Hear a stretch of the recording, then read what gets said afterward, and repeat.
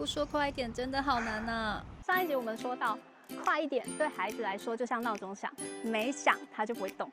那不说快一点，我自己正在练习2个我觉得还蛮有帮助的方法，分享给你。第一个，时间预告，像是我会说，在3分钟我们就要出门喽，然后我就会按一下闹钟，真的计时，孩子真的听到闹钟响，就会比较容易行动。